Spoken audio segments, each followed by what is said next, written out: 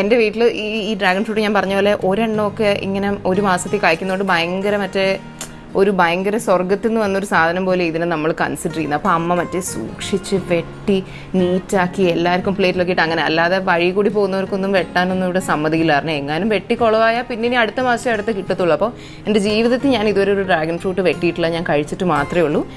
പക്ഷേ ഞാൻ വെട്ടാൻ പോവാണ്. പിന്നെ എൻ്റെ അമ്മ ഇവിടെ നിൽക്കുന്നുണ്ട്, അപ്പോൾ അതുകൊണ്ട് എനിക്ക് എന്തെങ്കിലും ഡൗട്ട്സ് ഉണ്ടെങ്കിൽ ഞാൻ ചോദിക്കാം. അപ്പം നമുക്ക് ഡ്രാഗൺ ഫ്രൂട്ട് കട്ട് ചെയ്യാം. കമോൺ. ഓക്കെ, അപ്പോൾ ആദ്യം ഇവിടെ ഒരു ചെറിയ റൗണ്ട് പോലെ കട്ട് ചെയ്യാം. ടടാ. എന്നിട്ട് അമ്മ പറഞ്ഞു ഇങ്ങനെ ലൈൻസായിട്ട് ഇങ്ങനെ വരയ്ക്കണം നൈഫ് വെച്ചിട്ട്. അതാകുമ്പോൾ അത് കഴിഞ്ഞിട്ട് നമുക്ക് പീൽ ചെയ്തെടുക്കാൻ പറ്റും.